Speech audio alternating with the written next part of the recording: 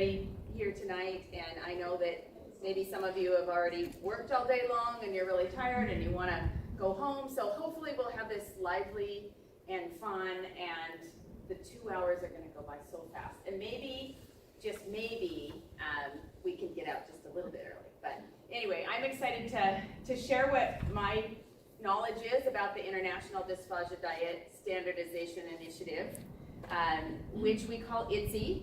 And so is everyone okay if that's what I call it from now on? Because otherwise, we won't get out on time otherwise, because you say that enough times, it takes a long time. We have had a real amazing response to this training. So already we did 3 trainings in Boise, 2 in Idaho Falls, and this is our 2nd here in Twin Falls. And we've trained close to 200 people, including this group tonight already. So my name is Sue Linya. I'm a dietitian. I'm not an Iddsi expert, but somehow I raised my hand, I think one time, and said that I'd be glad to help with something, and so here I am. So I am pretty involved with the topic, but we have 2 other people in the room that are, you know, also very active with our Iddsi work group in the state, and I want to introduce them to you. So Sarah Bear is over here to the right. She's done, as far as this program goes tonight and our Idaho Roadshow, Sarah has done a lot of the behind the scenes work. So she was the one who's done all the registering, and she's the most organized person I know. So, and then Kelly Diamond is a registered dietitian nutritionist who also works with us at s&snutrition. Hi, how are you? And Kelly has been instrumental in writing the Iddsi diet manual for the Idaho Diet Manual. And so, Kelly, I'm going to call on you right away to just tell us a little bit about the Idaho Diet Manual and the revisions you've done.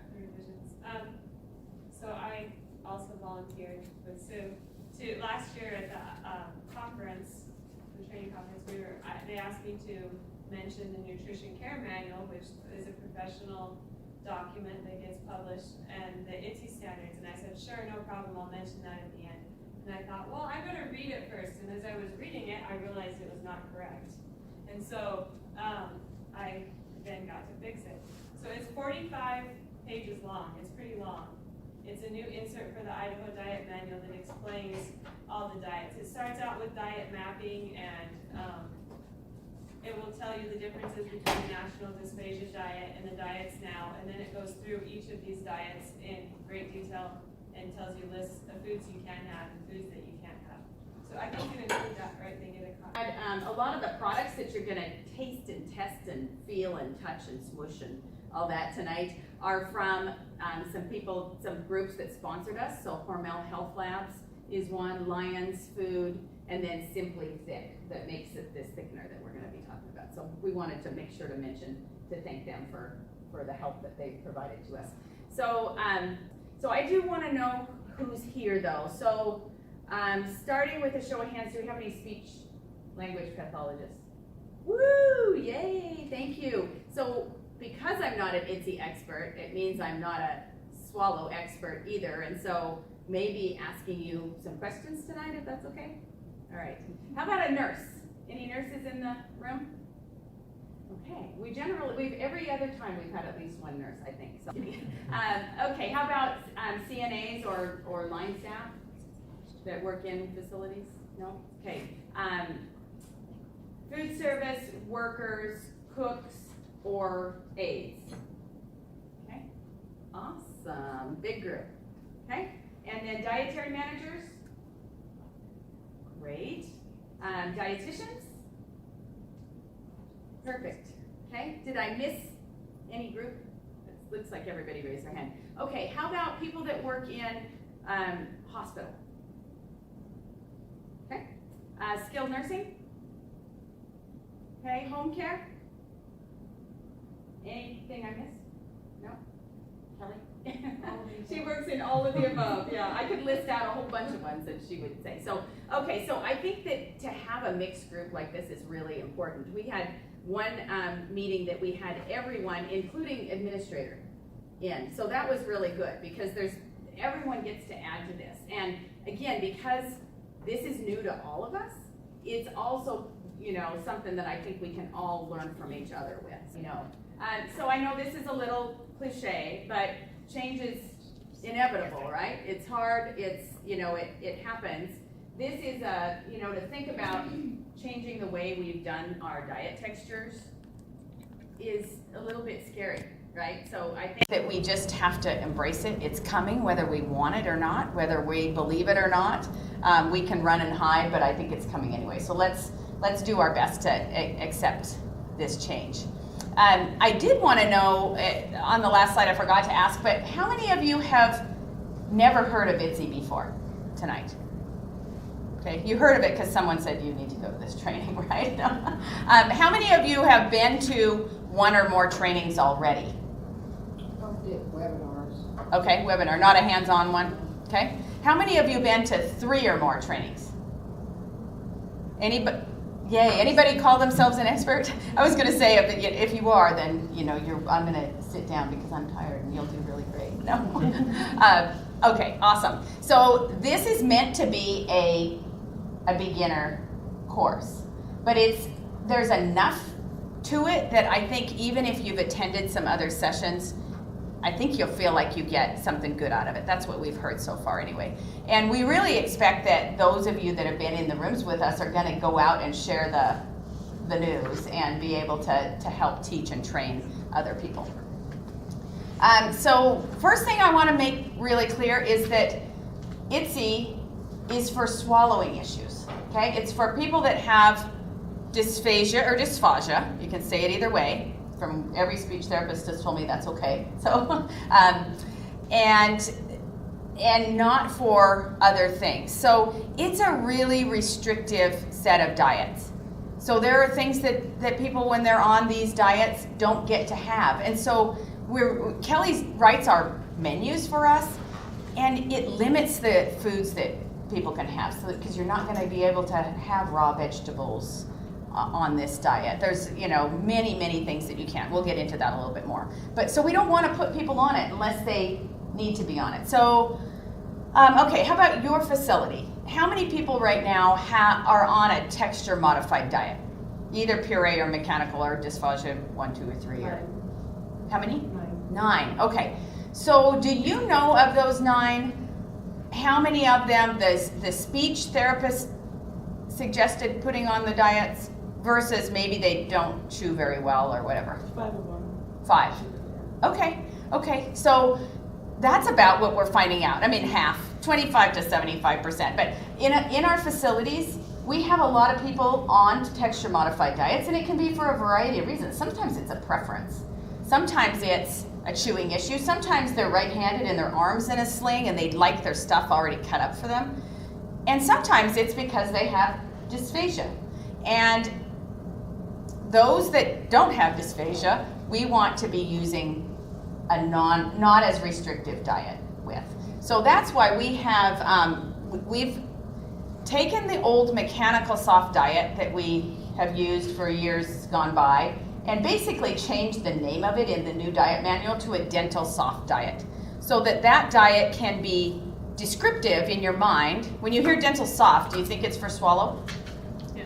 No, you think it's for because of chewing. So we've just renamed it, kept it the same, but it's a much less restrictive diet. So that could be the diet if you choose to use with your residents that have chewing issues. Of course, we're still going to have puree that could go between either of the diets. There's also level 7 on when we talk about this framework. There's a regular, easy to chew, and when we get to that, I'll have Kelly explain that diet a little bit more to you. It was kind of an afterthought by Iddsi. So first of all, probably all of you kind of wonder, why are we making this change? I mean, have you thought about that? It's like, I thought what we were doing worked pretty well. This has been researched for, how many of you, who wants to give me a guess of how long this has been in the works, this Iddsi diet system? How long? 10 years. Yeah, I think at least 10 years, between 10 and 15 years. And who do you think did the research behind this? Any guesses? someone smarter than me, for sure. So it's like, you know, physicians, speech language pathologists who study this, food scientists who look at the, you know, the textures and all of that of food. And so they did this because right now, who in the room is not from Idaho originally? Okay, where were you from? Louisiana. Okay, well, how about you? California. Anyone? Oh, go ahead. Arkansas, Arkansas? Tennessee, Alabama. Oh, all over. Okay. How about Georgia. you? Georgia. Anyone here from out of the country? Okay. Where were you from? Yeah. Okay. Portugal. Oh, awesome. So my purpose of saying that is I would bet that if something happened to you and you were in one of those other communities or countries, states, and you had to be on a texture modified diet, it would be and look different than it does here. The name may be different, the, you know, foods allowed, foods to avoid may be different, all of that. So this was done so that the whole world is standardized. So if you're in Brazil or you're in Tijuana or you're in, you know, Okinawa, every place is going to be using the same framework. And it's done to get our patients that need to be on these diets safer. So in the state of Idaho in 2016, who wants to guess? It's $100 tonight. I've raised the ante. $100. If you can guess in 2016 how many people in Idaho died of accidental choking. What'd you say? 21. Any other guess? 20. Okay, 44. 44. Is anybody going to say 44? Oh, you were, weren't you? No? Oh, whoa, oh, that might have been worth at least $10.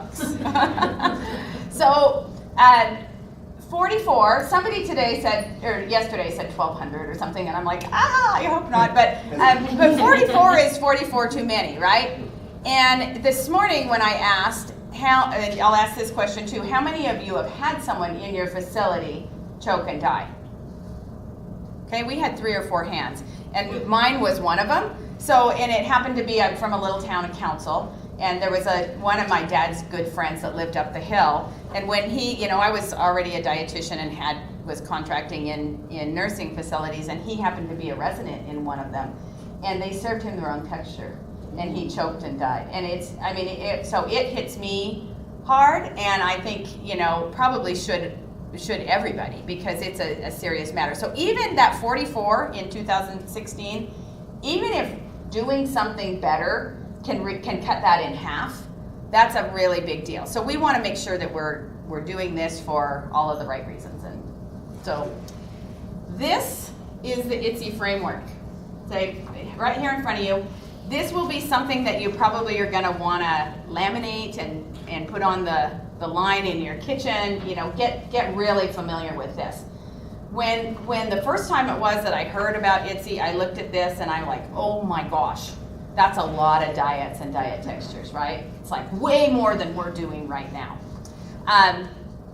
But it really isn't, and the more I look at it and the more I really understand it, it makes so much more sense to me than NDD 1, 2, and 3 and mechanical and all these other words. It makes a lot of sense.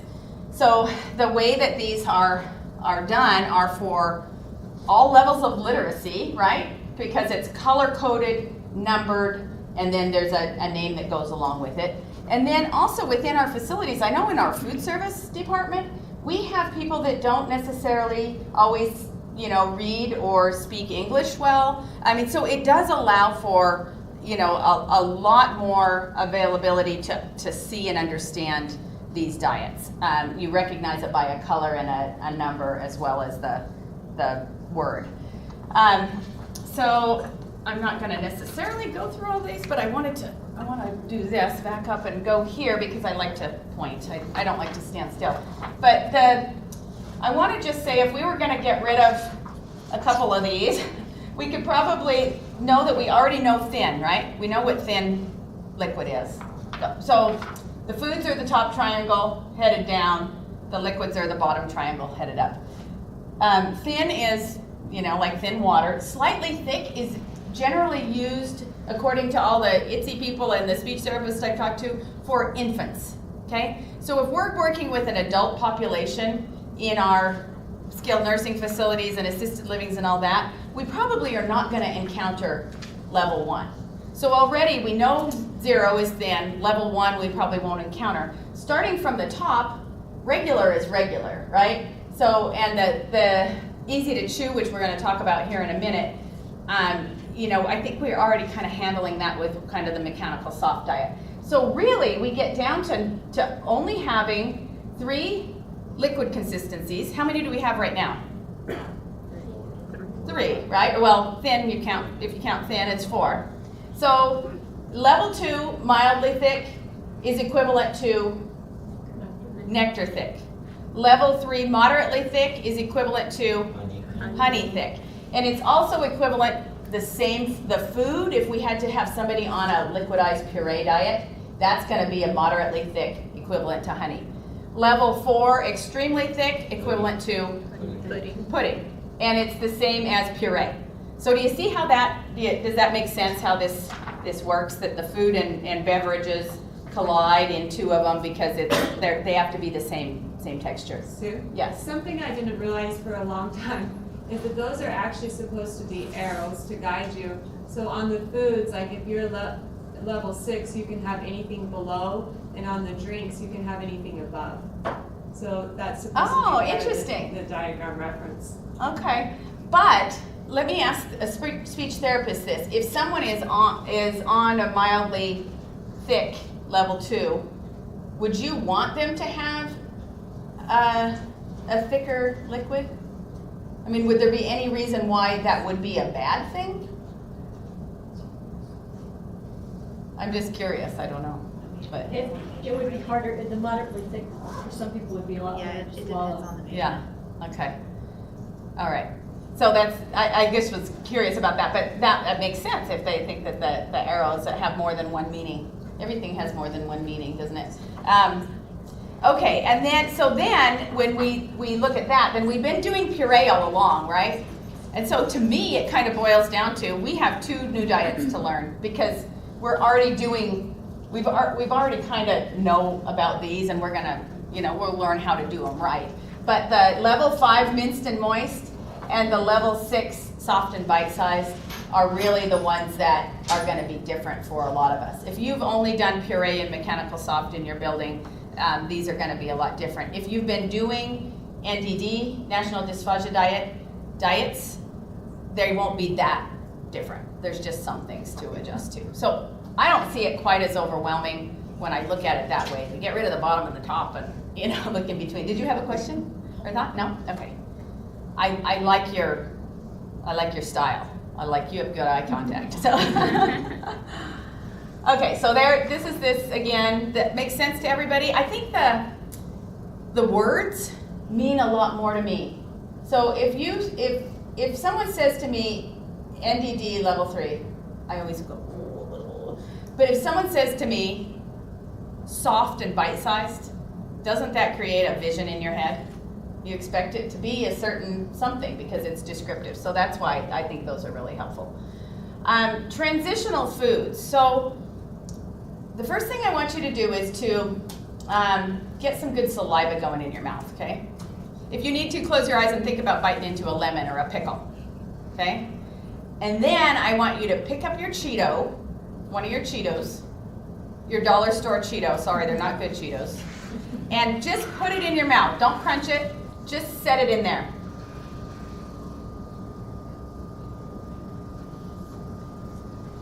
And if you waited a minute, I'm not going to make you wait a minute, but if you waited a minute, what do you think would happen to that Cheeto? Dissolve. Is it already pretty much dissolved? It's turning to another. Kind of scale. We should have gotten you some fresh Cheetos. You know what? They really, literally. Once they get to that point, it's going to turn into more of a paste. Yeah. The one dollar store bag has lasted us all week, so we really should have freshened up the Cheetos. Sorry. But the idea behind this is a transitional food, and the speech therapists in the room can correct me if I'm wrong, but it's going to, for purposes of this, you'll see it along the outside of your framework here.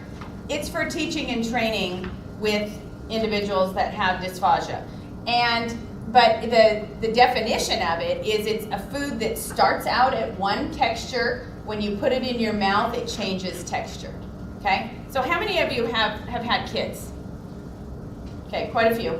Remember the little crackers that you'd get the kids when they first started eating, and they it's all over you and all over the walls and all, yeah. So that's the same idea. And probably the most common transitional food that we'll serve in our facilities is what? Ice cream. Ice cream. Okay. So ice cream is a liquid, even though you don't think of it as a liquid. It's a what kind of liquid? Thin. What level is that? 0. Yeah, level 0. 0 thin. So it's a thin liquid at room temperature. I think that's the safest way for us. It might be a slightly thick. I guess it depends on the brand of ice cream and how much cream is in it. But we're going to call it thin for this purpose. So it's ice cream is a transitional food. If someone is on, well, you guys have this in front of you. If someone is on level 2 or level 3 or level 4 of the liquids, can they have ice cream? No. Okay, but what they can have, that we have demonstrating here for you guys tonight, are like a magic cup. That when it thaws to a pudding consistency liquid.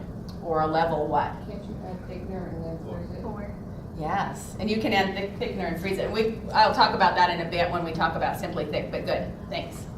Level 4, thanks. I'm going to keep quizzing on the numbers and the levels, and you can look down at your sheet anytime you want. But the more we talk about it and say it, I did say too, I mean, because I'm trying to get rid of my money, I guess, but I said that if you guys catch me, you guys and girls catch me saying the old words like nectar thick and honey thick when I'm not supposed to, then it's good for $5, so you can call me out on it. So transitional foods are used for teaching and training for the speech therapists. And did any of you have any comments about transitional foods?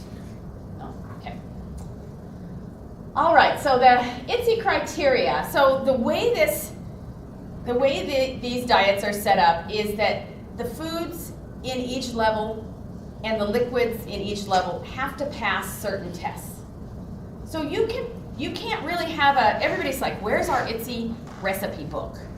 Well, you can't have an Iddsi recipe book, because if you're in Denver, Colorado, and you're making chicken fried steak, or if you're in Boise, Idaho, or San Diego making chicken fried steak, or if you're in, if you're at Bridgeview, or if you're at Serenity, or if you're here at the hospital, everybody's chicken fried steak is different, right?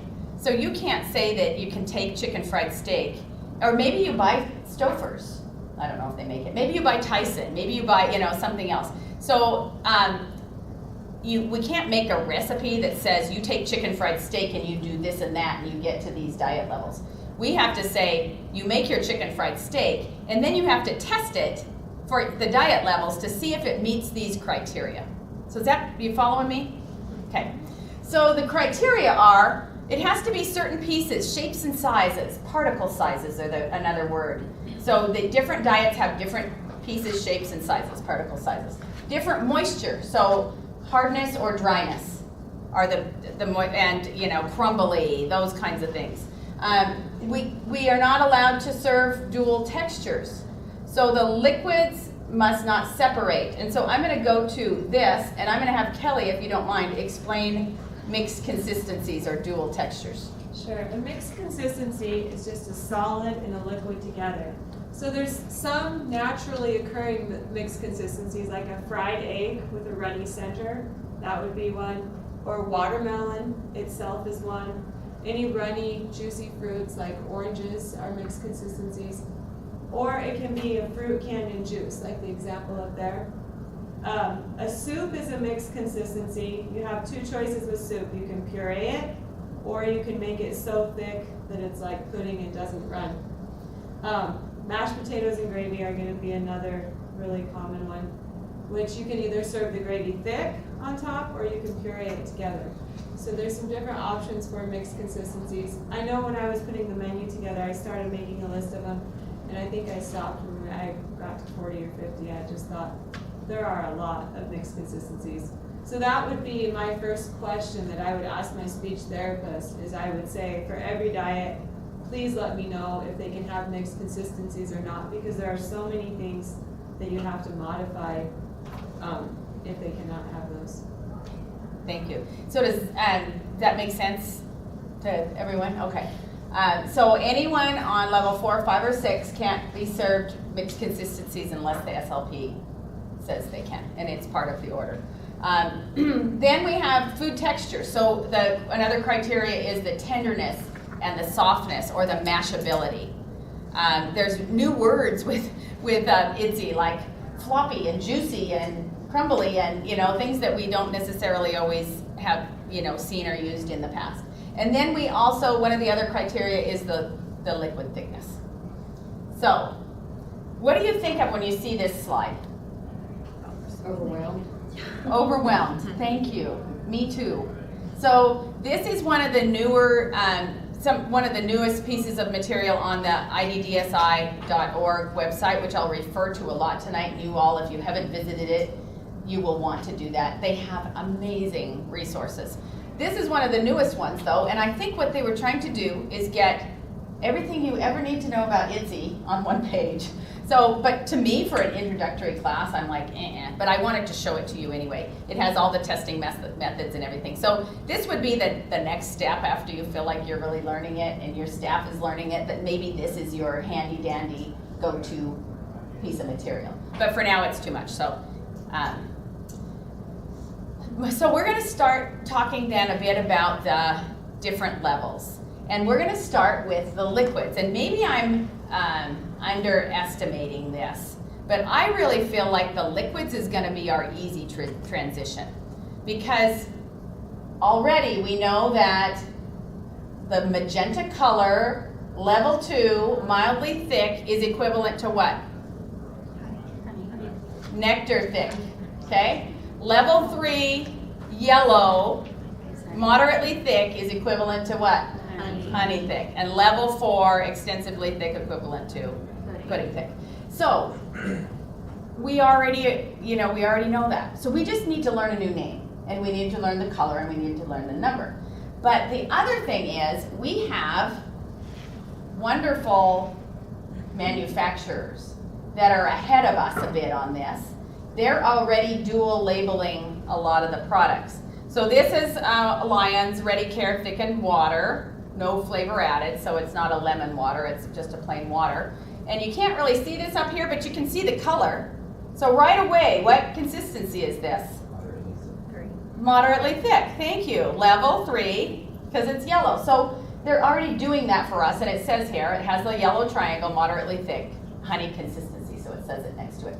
So, and I also have, this one is a Vital Cuisine 500 shake, and you saw me shake it, because it doesn't necessarily always pass the test we're going to talk about if it's warm and not shaken. So it's, but on here it's has a little pink triangle, level 2, which is mildly thick.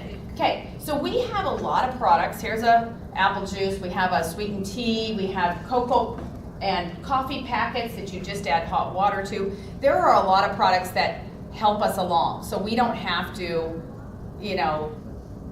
thicken every single thing and test everyone, because I'm talking about testing. And has anybody seen the test that we get to do for this, the flow test? Yeah. Okay. So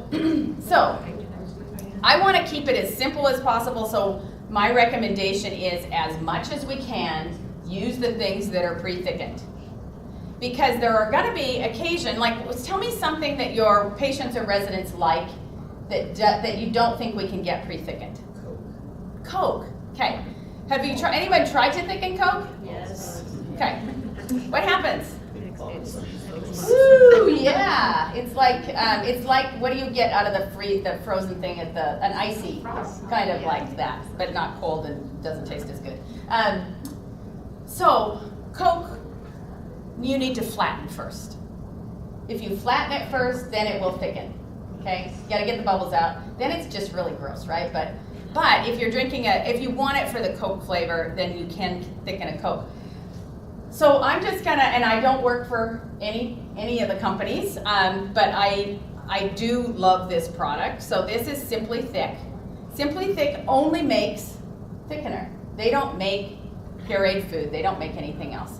And the reason why I love this is for the things that you do have to thicken yourself. 4 ounces, most of your beverages are served in what, 4 and 8 ounces? Okay, so 4 ounces. 4 ounces of Coke, we flattened it. 1 pump. You stir it for 30 seconds.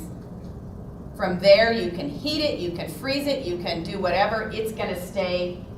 1 pump is level 2, mildly thick. If somebody on Coke is on moderately thick, it's 2 pumps for 4 ounces. You stir it, you serve it, okay? 8 ounces, 2 pumps for mildly thick, 4 pumps for moderately thick. You can heat it up, you can put it in coffee, it stays the same consistency. You put the coffee back in the microwave, it stays the same consistency. If you have to thicken this already pre-thickened shake up a level, protein shakes don't thicken well, right? Has any of you tried to thicken them? They don't really thicken very well. This actually thickens these.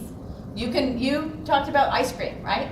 So you can thicken the ice cream, freeze it, thaw it, and it's still the same consistency. So I love this product because it takes a lot of guesswork.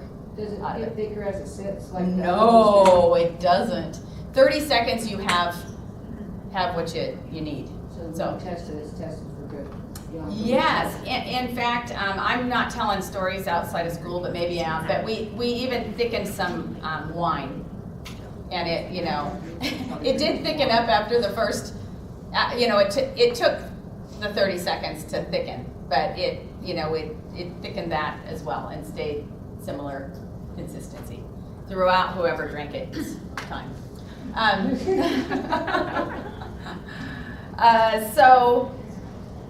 So let's say we thicken that Coke, right?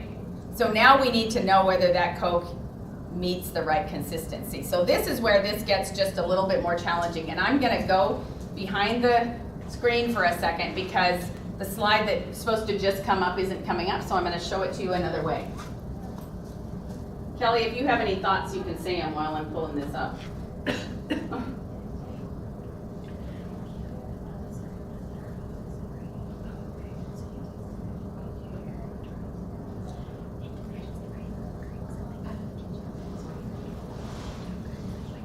I don't know if the volume's on. Is it playing? Okay, so this is the Iddsi flow test comparison of the 3 levels. We're gonna ignore level 1 and look at level 2 and 3. You fill a syringe with 10 milliliters of liquid. You time it for 10 seconds. Then you stop the timer. And hopefully I'll be able to stop this video right there too. No? Yeah, I did. Okay. So when you stop the timer, you look at where the liquid is. So the yellow, if in your syringe, it's between 8 and 10, that's a level 3 moderately thick. If it's between 4 and 8, it's a level 2 mildly thick, okay? Between 1 and 4, it's the slightly thick, so it wouldn't pass for your other 2 levels. So if you use a product like this, and I mean, to me it's simple, you're not gonna have to test every single time.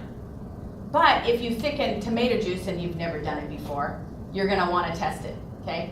But if you're using the traditional powdered thickener and every CNA in the building thickens with it, and the nurses, and there's like 40 people that are thickening with it, you're probably gonna have to test all the time because it's like, whether it's a heaping spoonful of the thickener or whatever, I mean, there's a lot of mistakes that are made. So this is the testing method to make sure that it's getting to the right consistency. I know that there's some argument about, and maybe you guys are willing to share, do you get a lot of hassle about using pre-thickened in your facilities because of cost or anything? Okay. Because sometimes that does happen. Because ounce per ounce, if you were to take 4 ounces of orange juice and a Thick and Easy, I don't know, whatever product, a powdered product that is the right amount, it's gonna cost less ounce per ounce than this. But it doesn't take into the account the labor, or what else? The mess ups, right? Because, you know, you mix it and you serve it and then it's too thin. So you run back and you mix more in and you serve it and now it's starting to thicken and it's too thick and now you have to throw it away. And you've just like used 3 times more product and you have to throw away your juice. So I would always argue that to use something like this is more cost effective. And then if you don't, you know, for things that you can't, I like this particular product. It's guar gum thickener. Some people were curious about what kind of thickener I think is the main thickener in it. Does anybody have any questions? Okay, so that's my recommendation. So now we're going to focus on the level 6, 5, and 4, the foods. And we're going to play with them on your plate there. So these are your tools. And another really simple thing, I think simple, about these diets are the tools are things that we use 3 times a day, right? Every resident has these tools. If you are in, you know, some Asian countries, whatever, the chopstick is their tool. If you're in Morocco, my daughter studied there abroad there, their fingers are their tool. But here, these are our tools. The syringe we just talked about already, and our thumb. So look at your thumb. Tell me if you have nail polish on or not. Does anybody have nail polish? Okay. So if your thumb either has clear polish or doesn't have polish on it, it's going to work for you tonight. So squeeze your finger and your thumb together, and then watch your thumbnail, and then let loose. What happens to your thumbnail? The color changes, right? That's called blanching. Usually I have the nurse in the room tell everybody what blanching is, because I don't, but it's like the capillaries filling and not filling, whatever. So we're going to talk about watching your thumb blanch when we do some of the testing for this. So a fork, a spoon, and your thumb are going to be our main tools. Soft and bite-sized. Level 6 blue. Hold up your fork, if you would, for me. So when we first talk about soft and bite size, we're going to talk about the particle size, the size the pieces have to be. So you can tell that these diets were done somewhere besides the US because they use metrics, right? We're going to try to keep it simple, and we're going to use inch, and we're going to use our tools. So the pieces can't be any bigger than the width of your fork. So that's all directions, right? So height, width, you know, so you think about the width of your fork squared. They can be smaller than that. They just can't be bigger than that. So that's the particle size, okay? The next thing, pardon? Did you say particle size? Yeah, or piece, Okay. shape, piece size, whatever. Yeah, the next test for this, and you're going to have these in front of you too, but this is like the testing methods that we look at and how we would look at these on the line.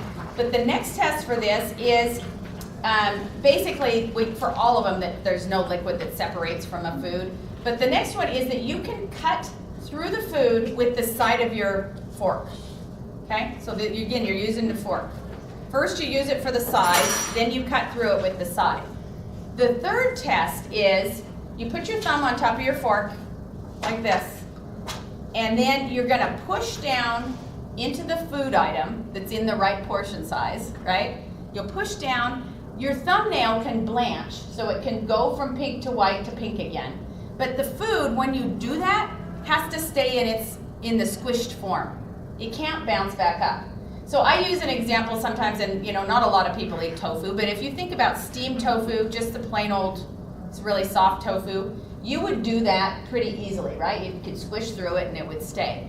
If you have a piece of fried tofu, if you've ever had it or you know worked with it or whatever, it's spongy, so you'd push down on it and it would bounce back up, so that wouldn't pass that test. Same with chicken sometimes is a good example to use for that. A piece of steak probably is never gonna pass that because it's, you know, there's not maybe a piece of really nicely tenderly cooked roast beef would, but anyway, so those are the testing methods, and they're right here on your sheet. Anything that says critical test, you have to look at. So the appearance and the fork and spoon pressure test. And they also want us to look at what we're serving to the resident when our line just starts, so, you know, you guys over at Bridgeview, when you serve your first tray, and maybe it's, let's go back to our chicken fried steak, and that you test it, you cut through it, you can smash it, it's got good moisture, it stays. What happens to that chicken fried steak that's after 15 minutes on your tray line, do you think? It can get dry, hard, and it might not pass anymore. So we need to not just look at it right when we start our line, but what's it looking like at 15 minutes and 30 minutes. And someone said, well, what about the resident that takes an hour to eat? You know, because we have that, or even a half an hour to eat. So we might serve it to them in the right consistency, and then as it goes along, gets drier and harder. And those we're gonna have to work on an individual basis, because I don't know the answer to that. You know, it might be that the speech therapist will ask us to have some extra gravy that they can work with at the time of the service or whatever. But okay, so you got that? Does that make sense? So here's your audit tool. So what are I'm gonna take that off. What are the 3 testing methods for this? Okay, size of this, ½ inch, all directions. What else? Okay, so you can cut through it with the side, and that when you push down, the food stays squished, but your fingernail can blanch with this, okay? Very good, thank you. So you get to, if you don't mind, take your banana, and first thing you'll do is do the side of the fork test once you peel it. First you peel it, then you'll do the side of the fork test to see if you can cut through it that way. I would guess everybody can. Okay, so for there, take that piece that you cut and see if you can get it into the right size, okay? So first into the right size, and then you'll squish it after that. So you'll have to, probably that circle is not gonna, it's gonna be too big, right? It's bigger than the size. So how many times did you have to cut it to get it to less than the size of your fork? 2 times? Okay. So really big bananas, I've had people say they had to cut it into 3 or 4, but some of the smaller ones too. So you get it to that size. And the third test is your pressure fork test. I've seen some of you have already, right up there doing it. So did it pass? All 3 tests? Okay, so this food would pass and be okay on this diet. Can you imagine a banana that wouldn't pass? A real green banana, yeah, okay? And these bananas have seen better days. So I bought them on Monday, and they've traveled with us around the state already too. And 1 bag of them was under one of my suitcases. So that might have been what the ones that got left for you guys tonight. So, I mean, you can eat them if you want, but maybe not. Okay, very good. So I just wanted to show you in real life what this would look like. This is one of our, I think our first day Sunday lunch meal on our menu. Pork tenderloin with potatoes and green beans. I apologize, I took the pictures before I garnished, but I did a rosy red applesauce thickened for all levels of this, because it worked with all of them and it went with pork. And I had gravy on my main meat down there. So anyway, so what do you think? Look okay? Not as good as the regular, but not bad. And this actually passed the tests all the way through the ½ hour. So the meat stayed, nice and tender and moist enough. Someone said they've tried to make the green beans. They've tried to make green beans pass a fork pressure test, and they can't. And I said, these passed, but then I realized I used a canned green bean, and they used a frozen green bean. Okay. I would love to say we do everything from fresh, and I think we could do, get fresh to that, but we can't always do everything from fresh. So you're gonna, if you can't do a fresh green bean, when you do green beans, you're probably gonna have to use a canned green bean for purposes of this. And then the one thing I'd like to ask though is, if you have, how many people do you feed a day? About 200. Okay, so 200 people, if he has 10 people that need to be on an Iddsi diet, please don't cook all your vegetables to the Iddsi standard. You're gonna have tons of complaints. So you really have to separate out the foods for these diets and cook them longer or cook them a different style or whatever. So it does, require really some thought with that, because, I've been in facilities where they overcook all their vegetables all the time, and mostly you deal with residents or patients being really upset with you. Batch cook. Yeah, perfect. Yeah, So. independent, assisted living and skill. Yeah, so you're cooking up a storm for all kinds of different people. So maybe you'll never have problems with this, because the tail end and the bottom of the batch will always be nicely soft. No.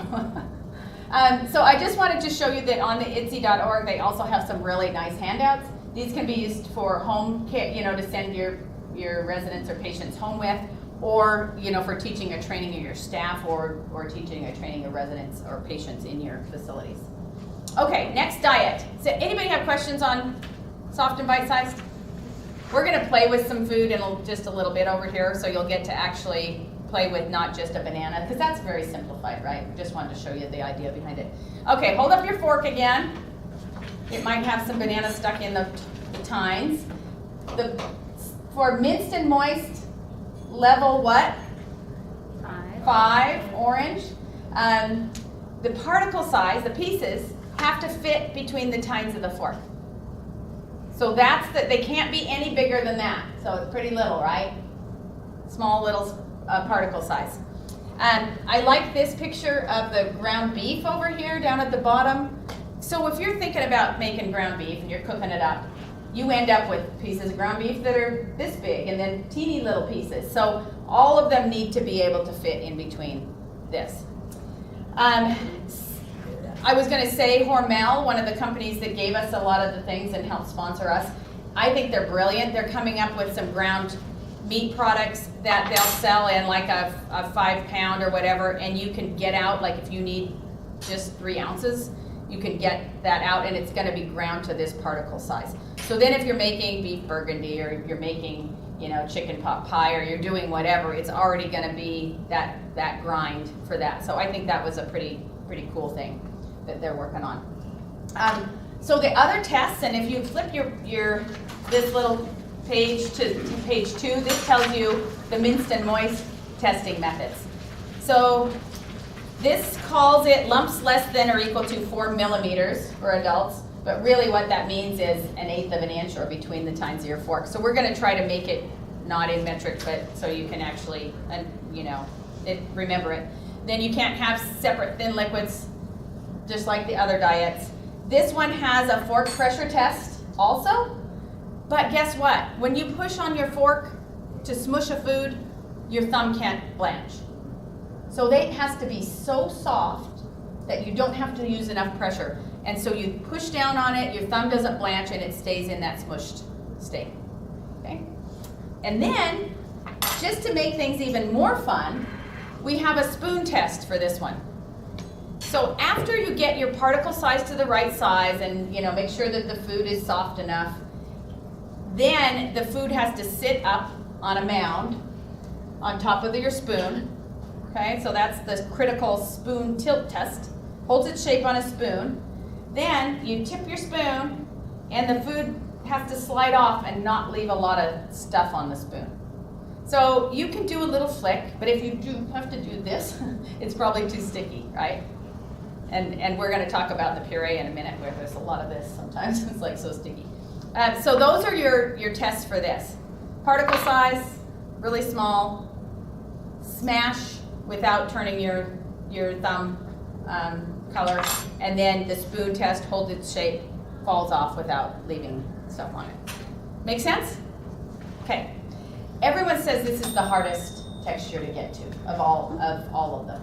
And the one thing I didn't, Kelly mentioned this earlier, but say for example, I'm just going to go back real quick to this. Say you cannot get your meat to pass the soft and bite-sized test. So it's crunch time, right? It's 12:05, everybody's out in the dining room waiting for their meal, whatever, and it won't pass the test. You can bring it down to the next level, okay? I don't want to encourage you to do that, because then everybody's going to just puree everybody's food. And speech therapists will say that you want them to have that the highest texture they can have, right? Because that's what helps them advance. So anyway, but you can if need be, take it down to the next level. So there's your minced and moist. Okay, so for this, you're gonna do the same thing with the banana that you did before, but you can go ahead and just cut another piece of banana if you want and see if it passes the pressure test first. Does it make your thumbnail blanch? It makes my thumbnail blanch. Okay, so it's still a little too ripe, or too green. Some of you might have ripe enough ones that your thumbnail doesn't blanch. But then go ahead and mush it up a bunch, regardless of whether it does. And then I want to see if it will pass the spoon tilt test, okay? So get it nice and mushy so that the pieces are actually pretty small in there. And then you put it on your spoon and hold your spoon up and see whether it holds its shape. And then you can do a little flick of your wrist and see if it comes off and how much is left on the spoon. So passes over this? Awesome. Okay, if only this was as easy as bananas for our diet. I mean, I know this is not going to be easy in our facility, so not pretending that it is. But anyway, any comments about this? You understand the testing methods? So, okay, awesome. So here's our meal again. Not as pretty as the soft and bite-sized, but met all the particle sizes. When you're grinding the meat, you want to always start with dry. You never want to you start as dry as you can with pretty much anything. Process it to get to the particle size, then you take it out and add your gravy or moisture sauce to it. Don't put the gravy into the processor and process it some more, because then what? Then you make puree, or you make a lumpy, mess. So, yeah, okay. So, any questions? No? There's 3 minced and moist handouts on the Iddsi website as well. And then our puree. So I think that puree, we all think we're pretty good at it. Anybody here think their facility's good at doing purees? Yeah, okay. And I believe you probably are too. I'm gonna go with that. I haven't been there to look in a long time, but last time it looked awesome. Puree is gonna have some tests also for it. But what I was gonna just say is typically what I see with puree is it's either too thin or too thick. Too thin, they serve it in a divided plate or in a bowl because they're trying to corral it in, right? Trying to keep it in. So you don't want it, it needs to be able to sit on a regular plate. And if it can't, it means it's too thin. And the other thing is sometimes it's so thick, or it starts out just right and by the end of the service it's so thick. So we want to make sure we're getting our puree just right. And so these are the ways that you test for this. So it can have no lumps. Sometimes that's hard to get to. And the food sits on a mound. Whoops, first the fork. The food should sit on a mound on top of your fork. So who thinks about eating puree with a fork? But you should be able to, because it should be able to sit up on a fork. It can have a little tail, but it shouldn't be dripping through the fork, okay? So that's your fork test. The spoon test, same, holds its shape on a spoon. And the same that we just did with the banana, you should be able to tip your spoon, give a little flick, and it should come off and not leave a bunch of residual on here, okay? So, this is just showing some of that shows the tilt test up there. We're demoing some of Hormel's pureed vegetables, meat, and pear tonight.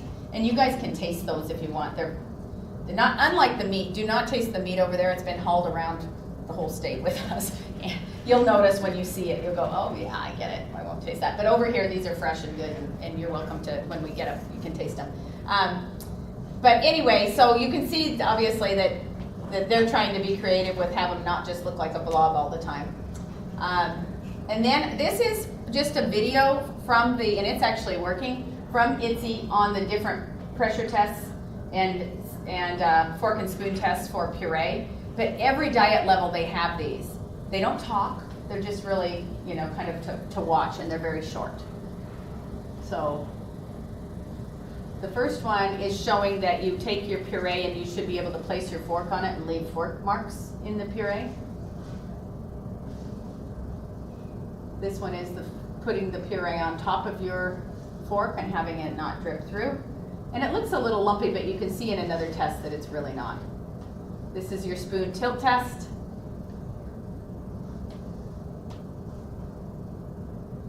And it left a little residual, but not much.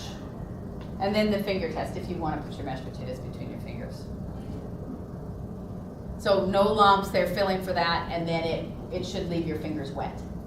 Okay? So, on your plate is some pureed bread. So, you thought it was banana? I thought it was cream of wheat. Oh, cream of wheat, yeah, I've heard grits, cream of wheat. So, if you would try to see if it passes any of these tests. We've had a lot of trouble with the pureed bread this week. So does it sit up on your fork or spoon? Yes. Yeah, okay. Does it have lumps? No. Does it slide off your spoon? Yeah. Did it? Did it leave much stuff on your spoon when it slid off? A little Yeah. bit. Mine's a little thick.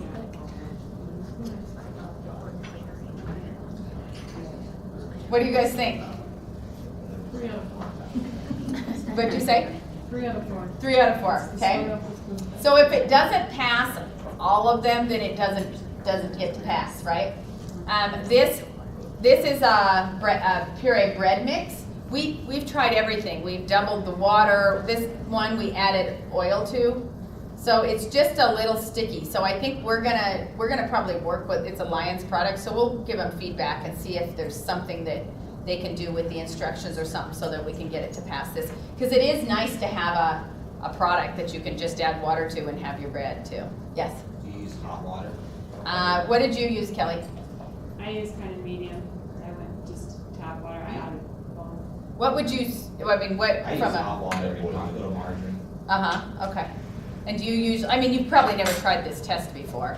And you know, the thing I'm realizing too is that, you know, the whole leaving a little residual on here, I think all of the foods are gonna leave a little bit on there. So don't, if you see a little on, I mean, it's probably gonna be okay. Or ask your speech therapist to be sure. But I think at first when I started doing this, I was expecting my spoon to look like this, like there was nothing left on it. And it just, there's very few things that happens with. Now potato that they showed here, I would think potatoes would be some of the easiest things to work with to get to these, but guess what? They're so sticky and they get harder and drier, and I mean, I think potatoes are some of the hardest things.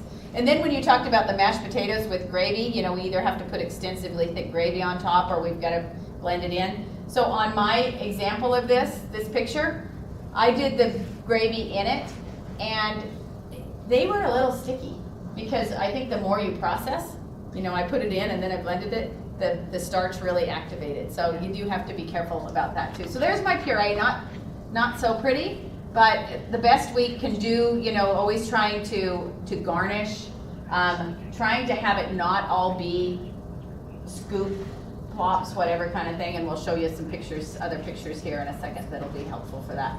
These are the 2 puree. They only have 2, not 3 on the Iddsi website. And then these are the 4 levels without any garnish on them.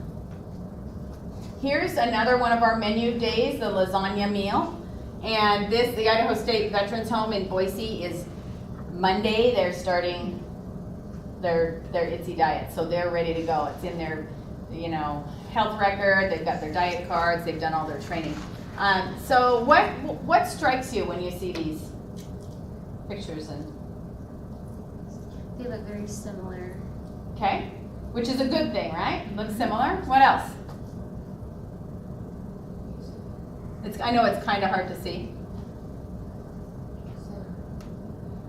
I guess my thought was, I think that they all look really nice.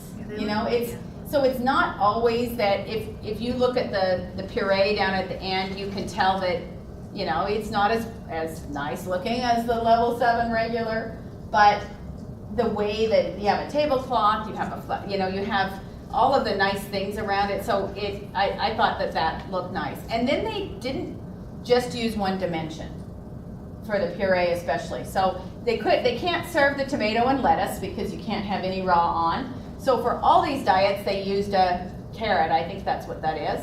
But they didn't just put a scoop on, right? It's kind of elongated, so it looks nice. So I just wanted to show this because I thought they did a really nice job of that. Put bread on the bread plate. Yes. Bread ends up in a bowl. Right. And this bread, if you could see it, is gelled bread because they can't have regular bread. So that's gelled bread there.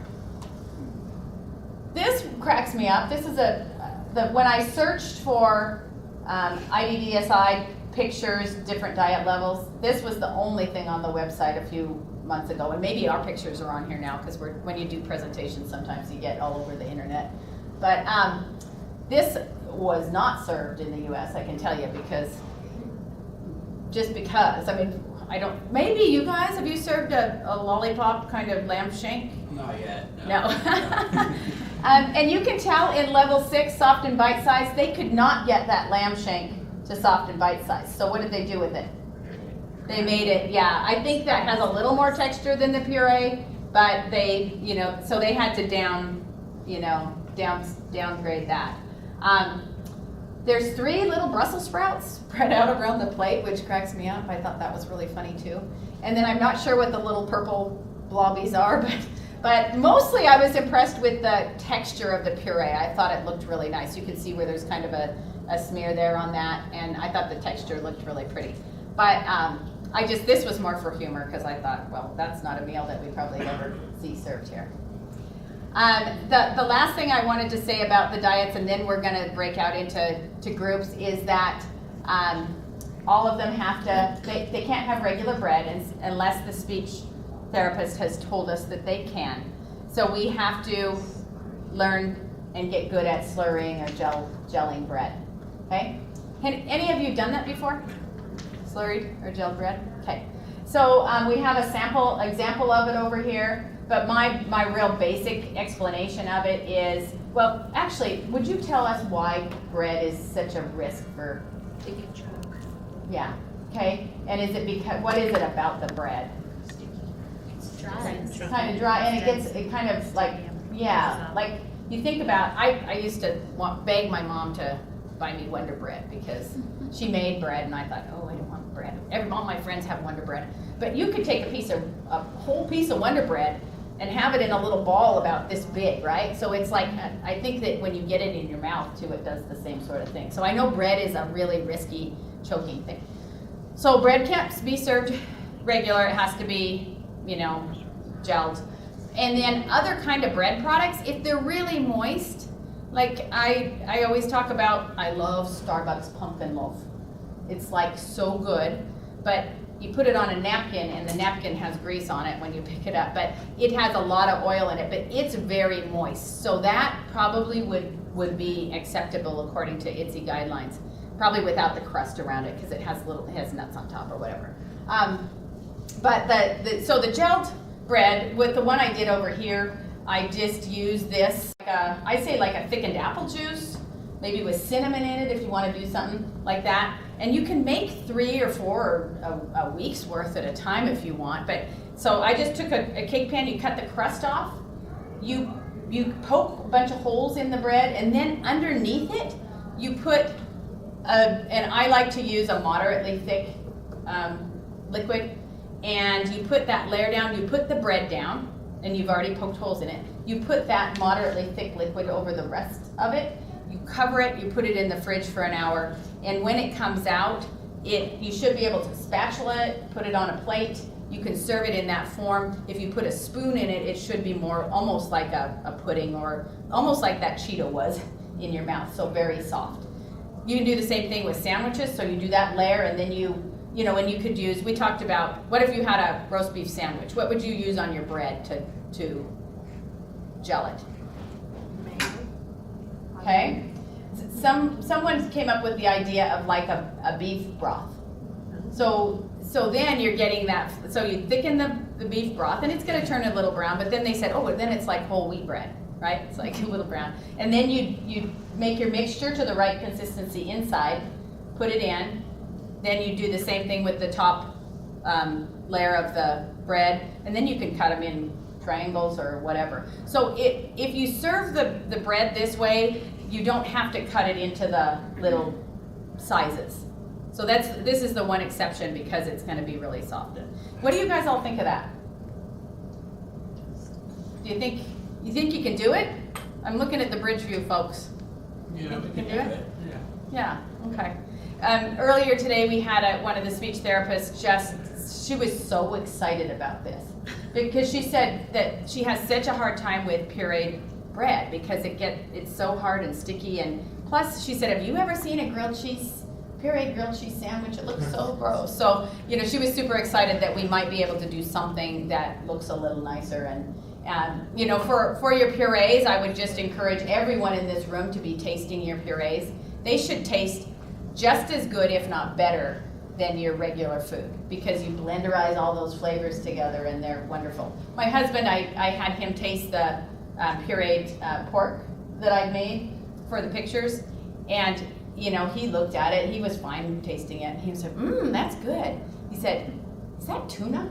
Because he didn't tell me what it was. I'm like, oh, no, it's not tuna. I guess he thought it looked like tuna, but I didn't have fish anywhere near it, I swear. So anyway, okay, so we're gonna break here and divide into 3 groups. So we have, let's see, 6.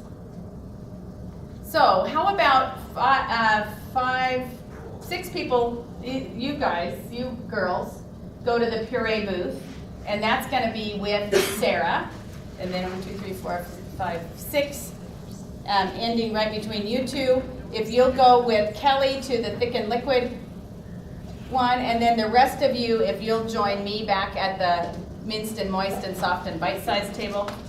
And we're gonna do probably 5 to 6 minutes at each table, and then we're gonna swap. So you'll get to go to all 3 of them.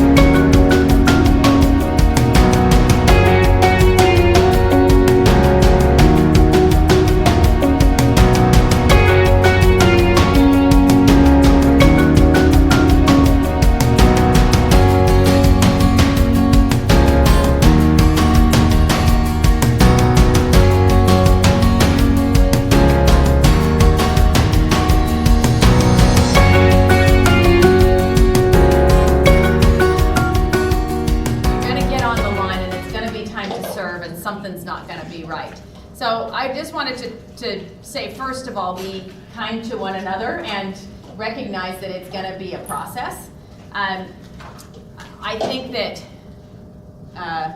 from what I know anyway, the facilities that are implemented or are implementing, it's at least a 3 to 6 month process before they're ready to launch, because it takes a lot of training and a lot of preparation, and it's not just even just working with the cooks to learn how to do what we all were just doing today. But it's the electronic health record that has to have all the diets in there the right way. And it's the diet manual that Kelly talked about, and making sure that that's been signed and approved and ready to go. It's, all of the training. It's making sure that our, that our speech therapists and the dietitians and the managers and everybody are on the same page with this. A lot of the speech therapists are rescreening or assessing everyone that has some issue to determine what diet level they need to be on and what liquid consistency. So it's a process. And wanted just to say that the way facilities are transitioning is different. Some are choosing to train and get ready 100% and then start. Okay, so the Idaho State Veterans Home in Boise that I talked about, they're starting on Monday. They've been training, they've done skills testing and they've trained the nurses staff and they've tried many items on their menu already using these audit forms before they ever are gonna launch. I know another facility that's starting with level 6, soft and bite-sized, and they're just teaching and training on that. And anyone that needs to be on that diet, they're having them, start, and they're gonna perfect that one, and then the next month they're gonna do the minced and moist. So there's no right or wrong way to do it. It just is, there needs to be a plan, okay? And the timeline and the plan is something that you'll have to stick with. And I'm gonna go first to this survey and regulations, because it's one of the things everybody worries about, right? What are the surveyors gonna say? What do they think this is standard of practice now, or when are we gonna be held accountable for following this? What's our drop dead date for being in compliance with this or whatever? So I think that Iddsi will never be written into the regulation, like we have to follow Iddsi, but what they have are things called, they expect we follow a standard of practice. And so if somebody has a pressure injury, pressure wound, we don't use just whatever we used 10 years ago. We use whatever is right now current. So the surveyors expect us to use what's right now current. Iddsi is not yet right now current, right? Because nobody's there yet. The rest of the United States isn't there yet.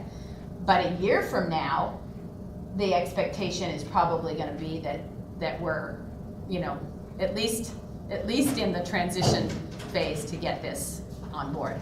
So I would say with your team, have a written timeline. When do you want to implement?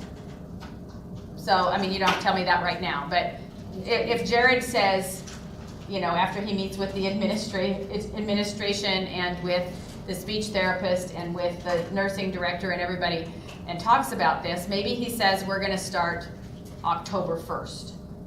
So between now and October 1st, what are you going to do to get started? So have that written timeline, be doing the steps to get to that October 1st start date.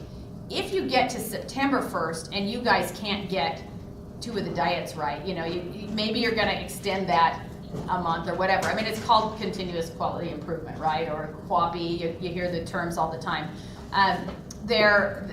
It's what we do to get to a better result. So have the timeline, be working towards that. If you get surveyed,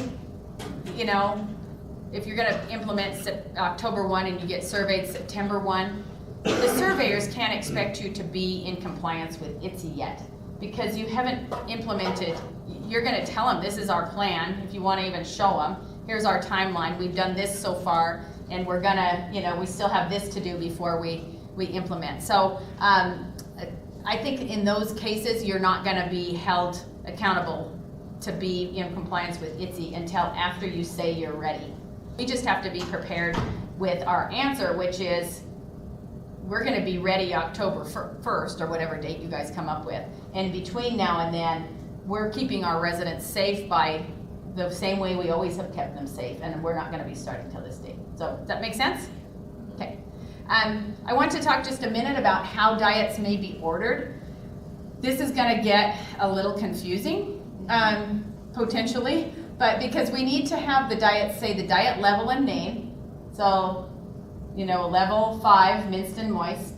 The liquid consistency and name. So level 2, mildly thick, for example. Did I say liquid consistency? And then whether they can have a mixed consistency or not. So may have or may not have mixed consistencies. And then whether they can have regular bread or not. Okay? So tell me what you think about this first order. Level 4 puree, no mixed consistencies. Any thoughts or comments on that right away? There's no liquids. There's no liquid And there's no bread. and there's no bread in there. So, if you saw that order, what kind of liquid do you think you should serve? Nothing until you clarify it, right? Because I got three different answers on that the last time I asked the question. So someone said, well, it's a 4, so we should do extensively thick liquids. I'm like, but no, that says 4 puree. Someone said we should do thin because it's assumed thin if it isn't ordered thick. And so can you see how that can be confusing? So I think even though this is gonna be really cumbersome, and it's not gonna all fit on our diet cards unless we figure out a way to, I mean, they have abbreviations, Iddsi.org has abbreviations too that are standard. But I think we need to have all 4 of these things in our diet orders. But that also means those need to be built into our electronic health records so that we can choose those. We, the speech therapists, can choose those things when we're getting the order. But on the food service end, if you get an order and it just says soft and bite-sized, nothing else, then you're gonna say, hey, I need, what liquid consistency is it? Can they have mixed consistencies, and can they have regular bread or not? Okay, any questions? No?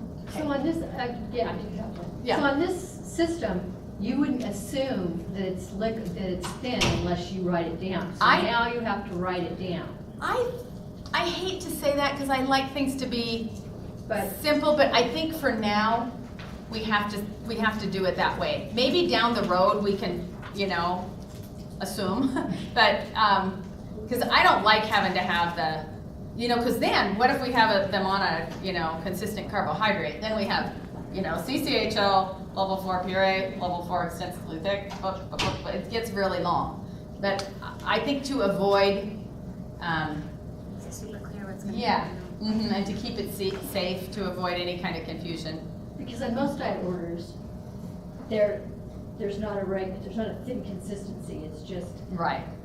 Would it be okay, you guys? I mean, do you think it would be acceptable to just have, for Iddsi diets, to just have to have these things and not have to put thin on every other diet? If it's a regular, you don't have to put with thin? That's how ours is, it's all right, plus it's different. Mm-hmm. I think that's how it's consistently ordered. If they're gonna order a therapeutic diet, there's no liquids order. Right, The only time there's liquids order is if it's thick. yeah, okay. Yeah, so these are some of the things that make you go, right? Yeah. So, okay, I'm just saying, I believe probably the safest thing for just the Iddsi diets is to have these things in them, but you guys will have to decide what can work for you. This is just a copy of our menu, and I just wanted to show what we've done with this, and actually I think I'll have Kelly talk about this. So Kelly, I have 2 slides up here. One is just a close-up of the diets, but, so Kelly is responsible for these beautiful pieces of work, so.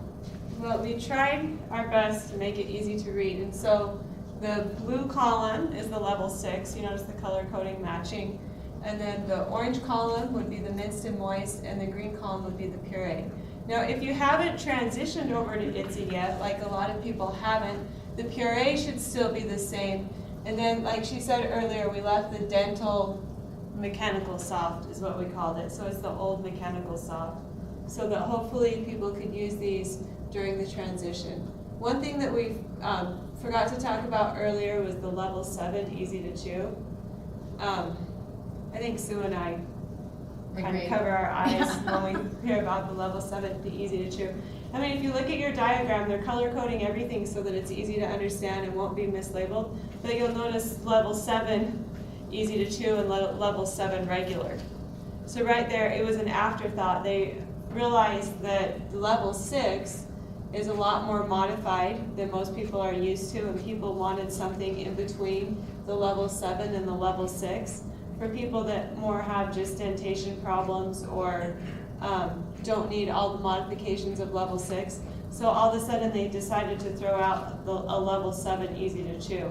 So I think that's going to be really confusing because it's the same color, it's the same number, and their handouts aren't consistent. There's a couple different handouts online. One of them says they can have mixed consistencies. The other one says drain all the milk off your cereal and drain all the, and I'm like, well, obviously they can't according to that handout. So there's a little bit of variation there. The thing that about the easy to chew is they've said the purpose of that is not for swallowing difficulty, it's for people who have just trouble chewing.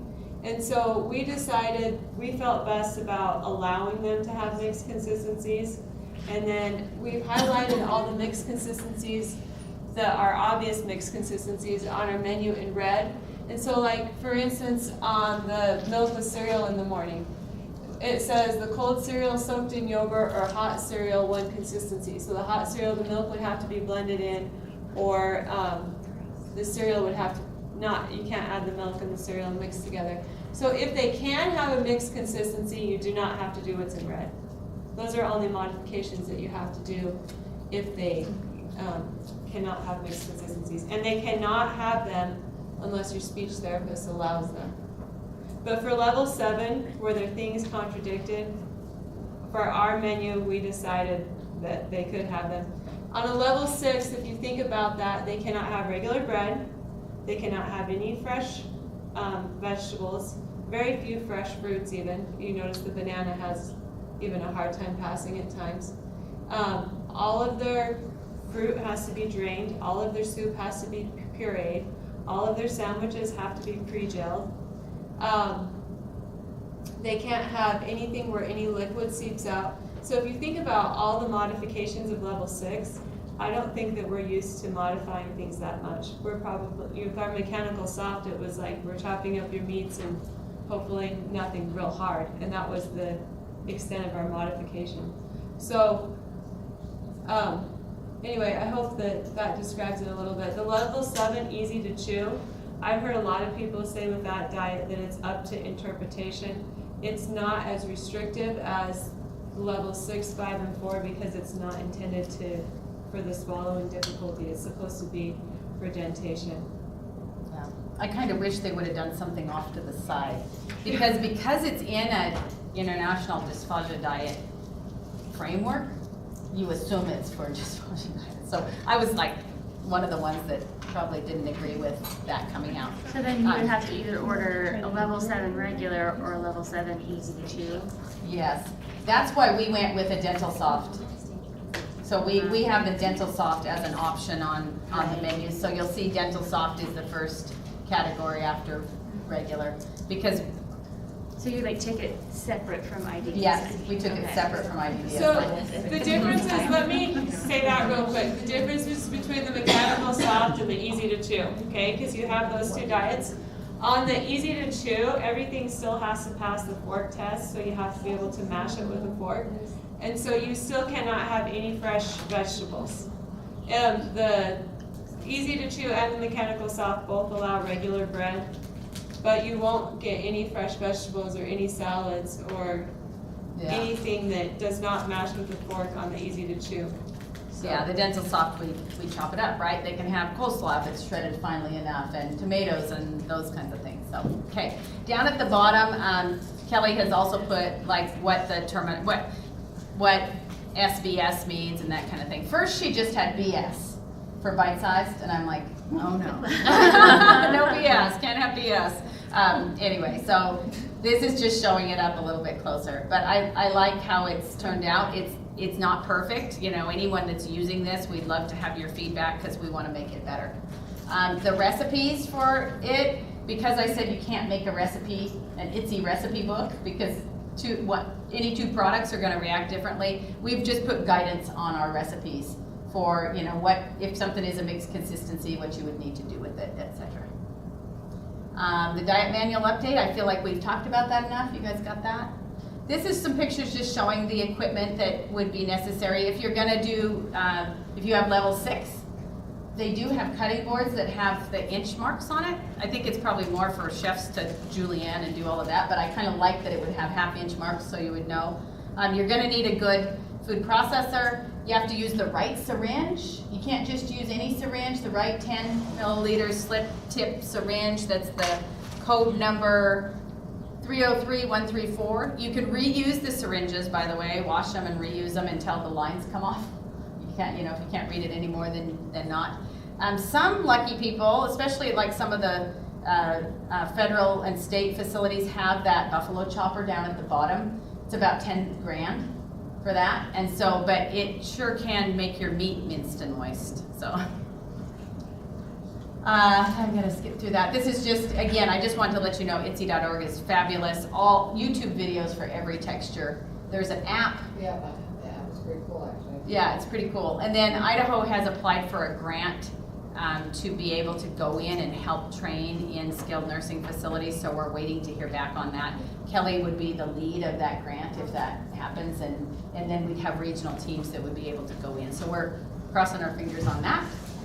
And then we're closing with, if you want to play this game, what is this texture? So I had oral surgery a few months ago in the end of January, and I went out to the restaurant and I really wanted to eat. But then I thought, well, I have to do Iddsi training. I'm just gonna try some of the foods. So this was my pancake, and I was trying hard to get it to a minced and moist consistency. So I tried to poke it and pour syrup and all that on it. So it's kind of hard to tell right there, right? But what would you say? Around the edges, maybe a little bit too dry. Then you can see that I'm like squishing it up. There it is on a spoon. I'm gonna do the spoon test. Can you hear the people in the background? What is she doing? No, just kidding. So a little sticky probably, right? Like, yeah, close. I wanted to ask for more butter and syrup. I felt weird anyway. Okay, this was my scrambled eggs with cheese. What do you think when you first see it? What texture do you think you might be able to get this to? Or have this at? Maybe soft and bite-sized. This was something somebody told me about, that you can use a pizza cutter to do your little square pieces. So something like this, that would work for, right? Okay, so you think maybe it's soft and bite-sized. I wanted to get it to minced and moist. Again, it was like I'd just come off of liquid diet. So it passed my fork pressure test. You can't really tell, but it didn't blanch there. It was pretty soft. Then I made it the small little particle size, but then look. Tell me what you guys think. Not a cohesive bolus, right? You have to think about the kid that chews up the food and spits it in your hand. That's what it's supposed to look like. Okay, so guess what I did? I made it so it worked by adding ketchup. But not everybody likes ketchup. So what else could you do to the eggs if you're at crunch time? What? White gravy. Yeah, and mix it in. You wouldn't put it on top. You'd mix it in. Somebody else said some sour cream or something else. A little bit of cheese sauce, something to, salsa if you like salsa. If the salsa bites past the particle size, right? They'd have to fit between be a really finely chopped salsa. Okay, mashed potatoes and gravy. I don't know if you can even tell what that is. What do you see problematic with that right off if I'm trying to get it to minced and moist? Chunky, lumpy, okay?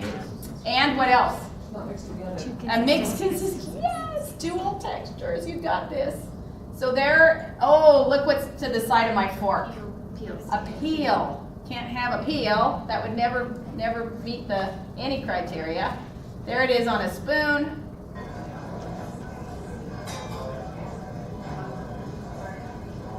So I thought it passed my spoon test, but it didn't pass the other tests. So they have to pass all of those critical tests. So the poor waitress, really, by the end of this, she was like, what? Can you get out of here, lady? Because I was videoing and pressing. Anyway, this is what, I left her a good tip, but this is what I left with, so. Any questions? We are done. Yes? Can you just talk about the transition foods? Is that just on the regular diet? Those are only for the regular diet? Transitional foods are used by the speech therapist to transition people, but they can be integrated into your menu. Okay. So ice cream can be, if someone's on thin liquids, they can have ice cream. If they're on level 2, level 3, or level 4, they couldn't have regular ice cream. They could have like your magic cups that you guys played with today. But transitional foods for purposes of Iddsi are used more for testing. Okay. So it runs it along the side. It's kind of confusing, but it can really be, they can be used in those diets, but they only bring it to light because they're typically used for testing. Did you have any other thoughts on that? Yeah, it's really been unclear, but when they came out with this new diagram, they only show it with 5, 6, and 7. So that's our best guess, is that they are allowed with 5, 6, and 7. But the nutrition care manual in the beginning said that they were not allowed on anything but regular. So if you heard that information in the beginning, it's not true. some of You the just go with what's information the has kind newest. of been clarified later. Yeah, and I think there's still gonna be lots of clarification. So you can also join the Iddsi.org, whatever, they send you notifications when things are updated or whatever. The minute you go into that site, it'll pop up, do you wanna join the club? Join the Iddsi club. All right, that was all. Thank you, everybody.